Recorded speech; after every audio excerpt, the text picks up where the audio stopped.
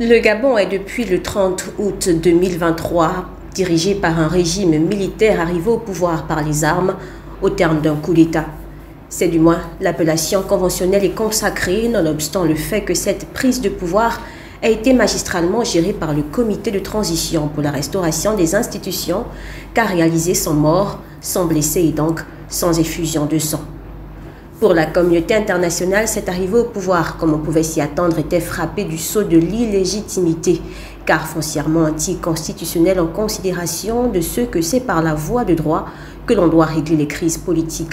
Les suspensions du Gabon de la Communauté économique des États de l'Afrique centrale, de l'Union africaine, du Commonwealth, y compris le gel des aides octroyées au Gabon par les États-Unis, découlaient par conséquent de ce conformisme. En réponse à ce procès justifié de la communauté internationale, le Gabon avait réagi de façon finie, astucieuse et intelligente en apportant la preuve de la légitimité du nouveau pouvoir militaire. C'est en cette occurrence que l'appellation consacrée au Gabon, coup de libération, prenait tout son sens. Pour garder sa place dans le concert des nations, parce qu'il n'était pas recommandé pour un État de vivre en autarcie, Brice Clotaire Oligui-Nguema n'avait pas d'autre choix que de convaincre la communauté internationale des intentions nobles des militaires au pouvoir depuis le 30 août 2023.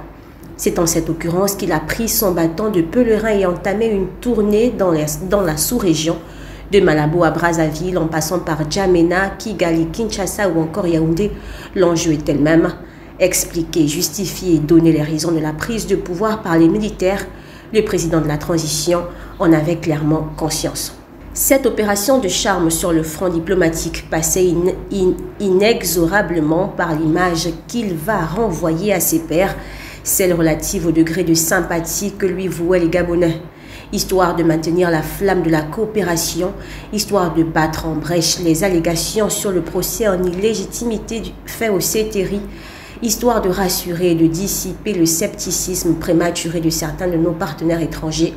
C'est en cette occurrence que les citoyens de la République ont dû prendre conscience de ce que la réussite de cette transition sur le plan diplomatique était indissociable de l'attitude et de la légitimité qu'il donnerait au pouvoir détenu par les militaires, dont l'arrivée salutaire a été majoritairement perçue comme une libération du Gabon. C'est en ce sens également que l'accueil populaire réservé à Brice Clotaire Oligui-Nguema à son retour du sommet des 3 bassins concernant le réchauffement climatique fut nécessaire pour l'image qu'elle a envoyée à nos partenaires étrangers.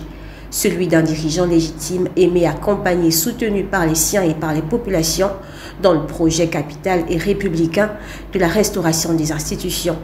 C'est la raison pour laquelle, dorénavant, chaque Gabonais doit avec objectivité protéger la transition, non pas en se vautrant dans une posture de béni-oui-wiste, mais en s'érigeant en observateur impartial dans le but d'aider le chef de l'État dans ses défis, dont le plus important reste la restauration des institutions.